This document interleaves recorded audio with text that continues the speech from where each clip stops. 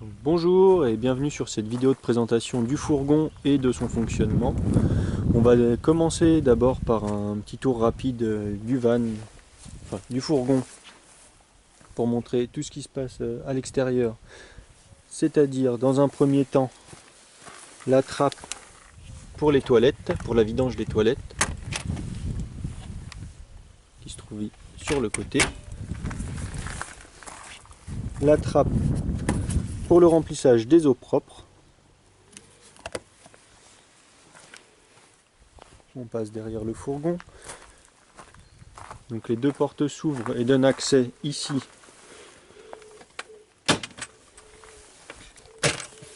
à la bouteille de gaz qui doit être fermée quand on roule et ouverte au maximum pour pouvoir permettre le chauffage de l'eau chaude par le chauffe-eau quand vous êtes stationné.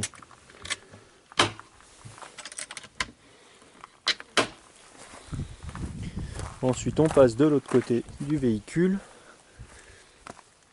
Ici on a en dessous les vidanges. Donc cette poignée est à tirer pour vider les eaux grises au-dessus des aires prévues à cet effet. On ne vidange pas n'importe où. Et ici l'arrivée électrique. On ne voit pas très bien avec le soleil. Le fourgon est relativement autonome en électricité. Vous n'avez besoin de le brancher que si vous souhaitez utiliser des appareils nécessitant une prise 220 volts. Prise qui se trouve à l'intérieur,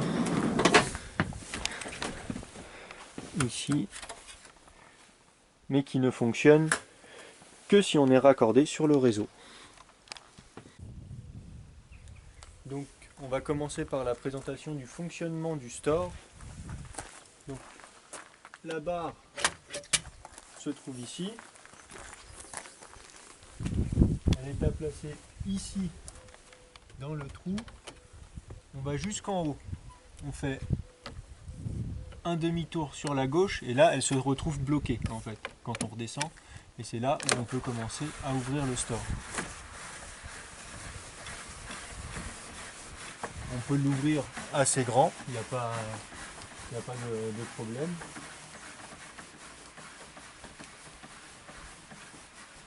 Pour retirer la barre, on repousse vers le haut, on retourne dans l'autre sens et on ressort la barre.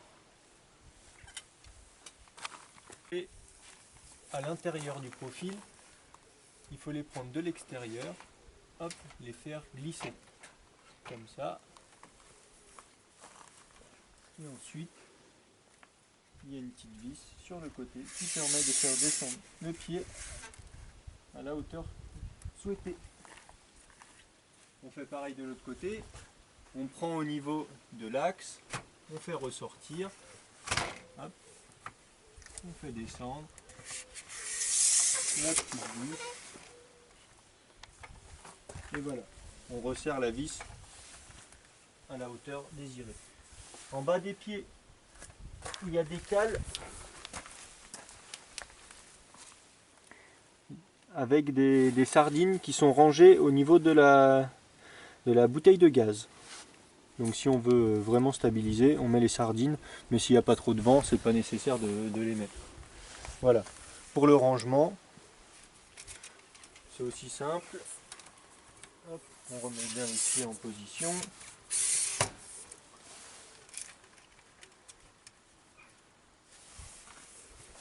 Hop. Bien garder l'angle ici. Et ensuite, on fait glisser. Voilà. De l'autre côté, la même chose.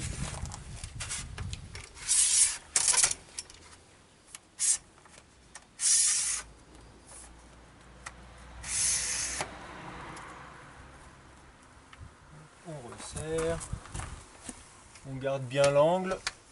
Et ensuite, on vient faire glisser à l'intérieur. Voilà. Même manipulation pour rentrer le store. On monte bien au maximum. On fait son demi-tour sur la gauche. On redescend. La barre est calée. Et là, on peut venir rentrer le store.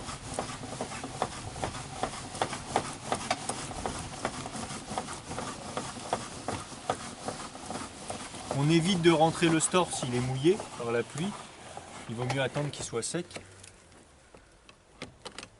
pour éviter qu'il moisisse.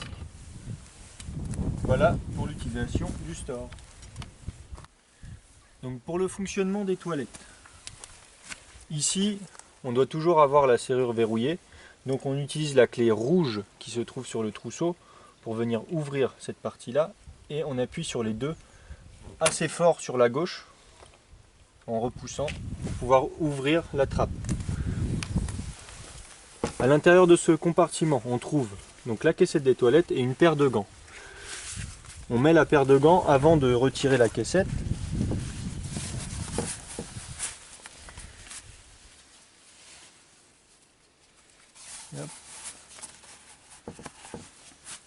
Et donc sous la caissette, on trouve une petite languette bleue à soulever pour pouvoir retirer la caissette des toilettes.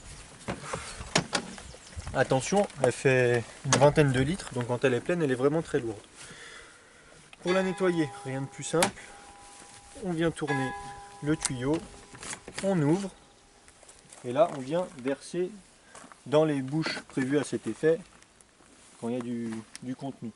On n'hésite pas à rincer 3 voire 4 fois en secouant bien entre chaque pour bien nettoyer l'intérieur.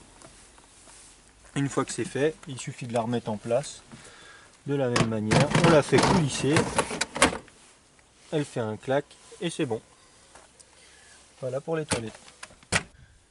Donc ici, comme j'ai dit dans la vidéo de présentation du tour, on a le réservoir d'eau propre.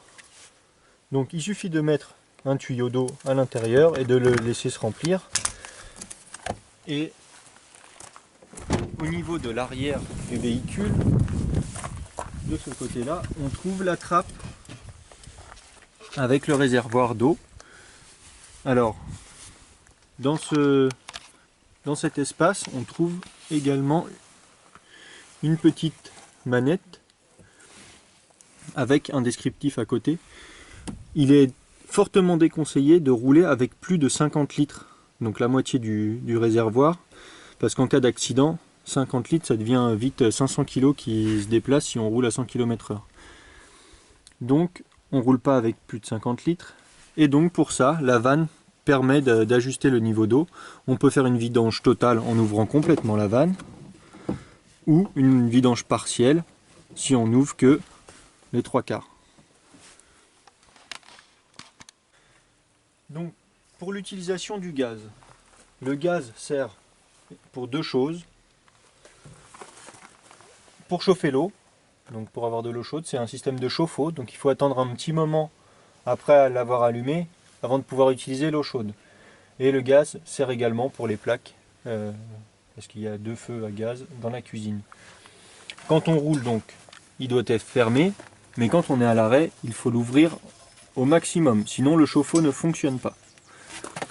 Dans ce compartiment, on trouve également le tuyau d'eau pour faire le remplissage des eaux propres et une rallonge électrique qui permet de se raccorder au réseau avec des adaptateurs si on est sur un réseau domestique ou sur un réseau pour camping-car.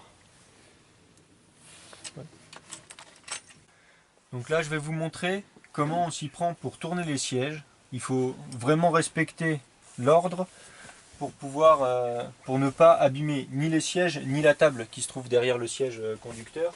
Donc dans un premier temps, pour le siège conducteur, si la table est en position basse, il faut la retirer, sinon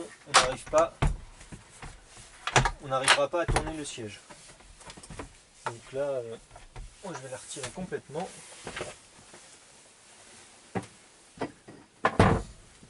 Si elle est en position haute, ça ne pose pas de problème. C'est seulement si elle est en position basse. Donc, au niveau de mon siège, je viens chercher la languette sous le siège pour avancer le siège au maximum vers l'avant. Ensuite, sur le côté droit du siège conducteur et sur le côté gauche du siège passager, il y a des manettes à tirer vers l'extérieur, comme ça, pour pouvoir faire pivoter le siège. Une fois le siège pivoté, il reste pivotant tout le temps. Il n'a pas une position fixe dans ce sens. Ensuite, on peut venir remettre son siège dans la position qu'on veut. Et là, on voit par exemple que je ne peux pas pivoter le siège quand il est reculé parce qu'il y a le frein à main qui vient gêner. Et donc, on risque d'abîmer le frein à main si on force. Donc, toujours bien ravancer le siège au maximum pour pouvoir le faire pivoter.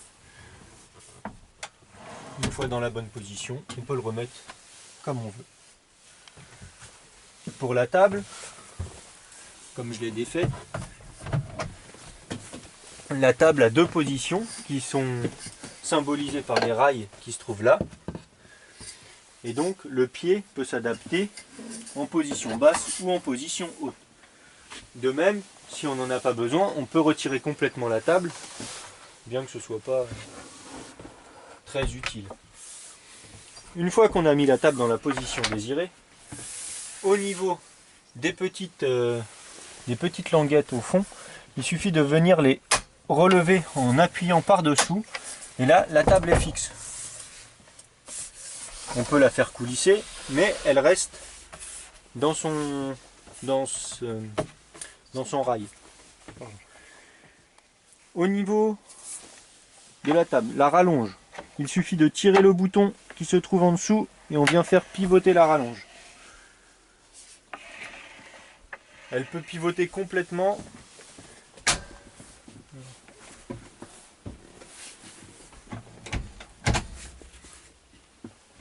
Elle peut venir pivoter soit en position idéale pour manger pour la personne qui est sur le siège passager, mais on peut également continuer de la faire pivoter, soit pour avoir une très longue table, ou encore venir la mettre comme ça pour avoir un plan de travail supplémentaire pour faire la cuisine.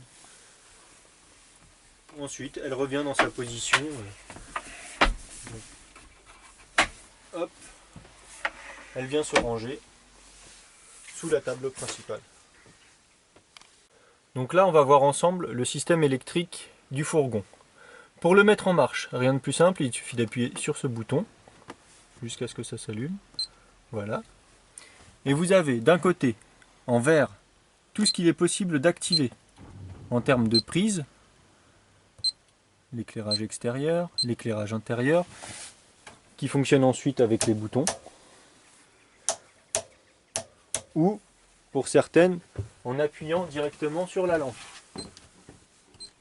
comme là. Là, on entend au niveau du tableau, on a 0% qui clignote et S1. Ça signifie qu'il n'y a pas d'eau dans le réservoir d'eau propre. C'est normal, j'ai fait la vidange, mais on ne peut pas mettre en route ni la pompe qui sert pour les toilettes et les robinets et la douche, ni mettre le chauffe-eau qui est ici. Donc pour le chauffe-eau, c'est simple, il suffit d'appuyer sur la petite flamme. Ici, ça va s'allumer en vert s'il y a de l'eau et du gaz. Ensuite, ça passe au jaune quand l'eau est tiède. Et enfin, au rouge puis éteint quand l'eau est vraiment chaude. Là, il clignote en rouge, c'est normal, je n'ai pas d'eau pour alimenter le chauffe-eau. On revient au tableau principal. On a ici la température intérieure, 14 degrés. J'ai pas mis le chauffage, c'est normal. En dessous, l'état des batteries. Batterie cellule, batterie porteur, et ensuite le pourcentage de batterie. Normalement, même en utilisation, vu qu'il y a des panneaux solaires, vous devriez pouvoir tenir en autonomie au moins 5 ou 6 jours, sans problème. Ensuite, le dernier petit voyant, donc c'est les réserves.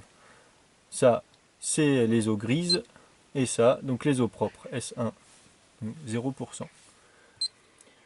Au niveau des boutons de lumière, on a donc auxiliaire, ça permet d'activer les prises USB qui permettent de recharger les téléphones par exemple, ou aussi les prises allume-cigare comme ici. Donc tout ce qui est prise 12 volts, mais également les toilettes. Donc les toilettes, il faut les auxiliaires et la pompe à eau. Voilà. Au niveau du tableau de contrôle, on a également ici le chauffage, un Webasto, qui fonctionne avec le carburant du fourgon. Et donc pour l'allumer, rien de plus simple, il suffit de tourner. dans la position voulue. C'est un chauffage qui va souffler. Il y a plusieurs bouches partout, que ce soit dans la tente ou à l'intérieur de la cabine. Et donc, il n'y a vraiment pas besoin de le mettre très fort, hein. Là, par exemple, on va atteindre très vite une température de 25 degrés dans le fourgon. En l'espace d'une demi-heure, il fera vraiment très chaud. Donc, il n'y a pas besoin de le tourner au maximum. Et quand on n'en a pas besoin, on le remet sur 0, ça le coupe. Voilà, il n'y a pas... Et là, il y a la sonde de température qui se trouve juste à côté. Pour ça. Donc la présentation du frigo. Donc c'est un frigo de 150 litres en colonne. Pour l'allumer, il n'y a pas besoin d'activer l'électricité. Il suffit d'appuyer sur le bouton. Reste appuyé dessus un petit moment. Ça vient s'éclairer en bleu. C'est bon, il fonctionne. Si on veut qu'il fasse un peu moins de bruit, au niveau de la droite, là, on a le petit symbole lune. Pareil, en restant appuyé, on peut l'activer. C'est le mode nuit qui permet d'avoir un peu moins de bruit. Donc là, on va l'éteindre parce qu'on ne s'en sert pas. Il suffit de rester appuyé dessus. Voilà, c'est fini. Pour l'ouverture, il n'y a pas besoin de forcer. Il faut pousser la languette au maximum et pousser la porte. C'est un coup à prendre. C'est pas ce qui est le mieux étudié, mais il n'y a pas besoin de forcer. Il ne faut pas tirer comme un fou dessus. Au niveau du frigo, un grand espace frigo, mais également un espace congélateur. Donc voilà, ça refroidit très bien.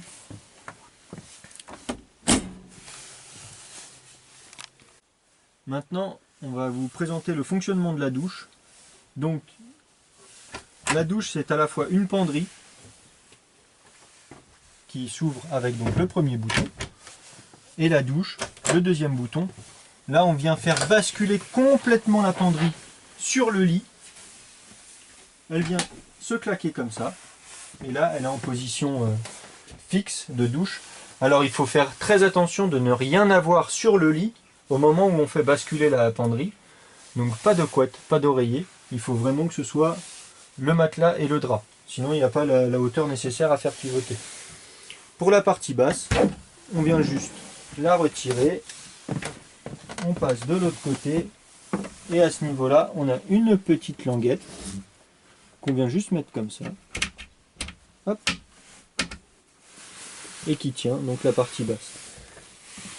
La douche dispose donc d'une porte à maintenir verrouillée quand on roule, avec la petite languette là-haut. Hop, on déverrouille et on peut utiliser la porte et la douche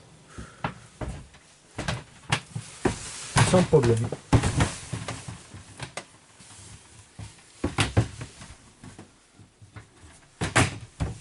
Voilà. Si on souhaite avoir une partie salle de bain complète, on peut venir également prendre la porte des toilettes et la mettre juste de manière à faire une paroi. Et ainsi, on a une salle de bain traversant assez grande avec la douche et les toilettes. On va remettre ça comme ça et on va parler rapidement des toilettes. Donc le fonctionnement des toilettes, c'est simple. Donc comme j'ai dit dans la présentation du tableau électrique, on a besoin de la pompe à eau et des auxiliaires pour faire fonctionner les toilettes. Donc les toilettes, c'est des toilettes qui n'ont pas vraiment de chasse d'eau, donc c'est un trou avec une manette en bas pour ouvrir. Alors il ne faut surtout pas oublier d'ouvrir avant d'aller aux toilettes. Et donc une fois ouvert, on peut faire nos affaires. Il y a un témoin de remplissage sur le côté. Là en vert, ça veut dire qu'il est vide. C'est normal, il n'y a rien du tout dans la caissette. Avant d'utiliser les toilettes, si la caissette est vide, il est nécessaire de mettre un sachet d'Aquachem directement dans le trou et de faire couler la chasse d'eau, environ 2 litres d'eau, afin que le sachet puisse se dissoudre et faire son office. Pour tirer la chasse d'eau, rien de plus simple, le petit bouton bleu qui se trouve là. Donc là, je ne peux pas l'actionner, je n'ai pas d'eau dans le réservoir. Il suffit d'appuyer dessus et il y a de l'eau qui vient couler tout autour de la cuvette. Ça vient juste rincer la cuvette. C'est pas une chasse d'eau comme dans les toilettes traditionnelles avec une grosse quantité d'eau qui tombe. Non, là c'est juste un petit filet d'eau qui vient rincer les toilettes. Voilà, quand on a fini, on n'oublie pas de refermer les toilettes. Les toilettes sont pivotantes. On peut les mettre dans la position qu'on souhaite. Et on va maintenant aborder tout ce qui est fermeture et notamment les rideaux, que ce soit les rideaux occultants sur les fenêtres, mais également la moustiquaire de porte. On peut mettre en place comme ça, mais il faut faire extrêmement attention de ne pas refermer la porte quand la moustiquaire est en place, parce que la porte vient rentrer vers l'intérieur du fourgon et donc elle arracherait la moustiquaire. Donc avant de refermer la porte, on remet bien la moustiquaire en place, si elle veut bien y aller. Voilà. Sur chaque porte, il y a une moustiquaire en haut et les rideaux en bas. Il suffit d'appuyer sur les deux petits tétons et venir le claquer en haut. Normalement, elle se prend directement dans celle du dessus si elle est bien mise. Voilà. Donc là, on voit, c'est occultant. Et c'est aussi une barrière thermique. Donc la nuit, il faut vraiment mettre les rideaux pour conserver la chaleur à l'intérieur du fourgon. Pour ouvrir, on vient soulever ici la languette pour le désolidariser de la moustiquaire. Et on rappuie sur les deux petits boutons et on redescend proprement. Il y a également au niveau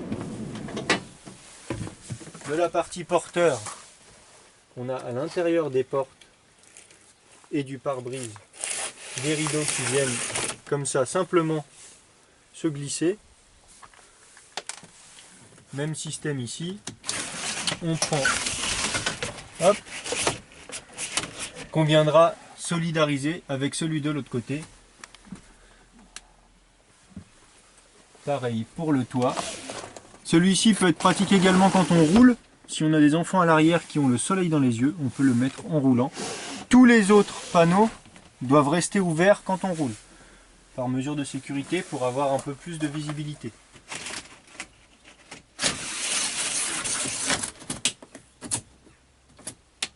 Voilà. On va aborder maintenant l'utilisation de la réhausse. Pour cela, on dispose d'une échelle qui n'est franchement pas pratique à ouvrir à l'intérieur du fourgon. On va la mettre vers l'extérieur. Hop, on vient de l'ouvrir. Et ensuite, elle vient dans les encoches qui sont là. Donc pour cela, on va désangler la réhausse avec la petite languette là-haut. Hop, on vient placer notre échelle dans son compartiment. Pourquoi elle ne va pas de ce côté-là? Voilà. Là, on est pas mal. Et on vient la bloquer en mettant le gros côté. Donc là, c'est le petit côté. Et là, le gros côté. Et là, l'échelle est fixe. On peut monter dessus. Donc la réhausse est désolidarisée de ce côté. On fait la même chose de l'autre côté. Hop. On retire. Et là, il suffit de pousser vers le haut. Et la réhausse se met en place.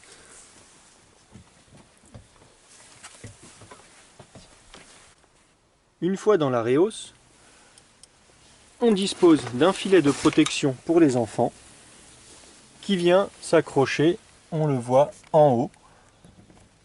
Hop, simplement en faisant coulisser dans les espaces prévus. Et voilà. Et ensuite, le filet est en place. Les enfants, normalement, ne passent pas par-dessus. Bien sûr, il est déconseillé de laisser les enfants tout seuls jouer en haut. Et sinon, la réhausse est aussi équipée de fenêtres avec simplement un zip à ouvrir et qui permettent comme ça de voir à l'extérieur. Pour la fermeture de la réhausse, c'est pas très compliqué, il suffit de prendre les lanières en cuir qui sont là et de tirer vers le bas. Une fois arrivé à peu près à mi-parcours, et avant que ça tombe tout seul, hop, je vais essayer de me dégager une main, on vient tirer sur les côtés afin que la toile de la tente soit bien à l'intérieur du fourgon. Il faut faire très attention à ce que toute la toile soit à l'intérieur avant de fermer complètement. Donc on fait bien tomber la toile. Voilà, d'en bas ça ressemble comme ça fait un gros boudin. Bien de tous les côtés et ensuite on vient claquer la réhausse. Là on retire un coup dessus pour vérifier que tout est bien à l'intérieur et on peut refixer la réhausse. Surtout ne pas oublier de refixer la réhausse avant de repartir, sinon le toit va s'ouvrir en roulant et là ça fera des problèmes. Au niveau des petites choses à savoir en cas de problème, au niveau du plancher, ici se trouve tout le système électrique avec le tableau électrique et des fusibles au fond, comme dans une maison. Et ici un tableau 12 volts avec des plus petits fusibles. Pour les batteries, elles se trouvent sous le siège passager. On retire la banquette et à l'intérieur on a un coffre avec les deux batteries. À savoir aussi qu'il y a deux mallettes avec des outils, une qui se trouve sous le siège passager et qui est fournie avec le fourgon, et une deuxième que j'ai rajoutée moi dans la soute à bagages avec beaucoup plus d'outils, un peu plus fournis. C'est également là que vous allez trouver les rampes de stationnement et le barbecue dans la soute à bagages. Donc, au niveau de la soute, vous avez donc l'espace ici qui est vide, qui permet de ranger vos affaires, mais vous avez également ici un coffre qui s'ouvre en tournant la petite manette, et ensuite on vient simplement retirer la planche qui est simplement posée. Dans ce coffre, on voit ici le barbecue, en dessous les rampes de stationnement et là la caisse à outils. Voilà, pour le remettre, rien de plus simple, on vient mettre les cornières dedans et on vient tourner dans l'autre sens la petite manette et voilà, c'est en place.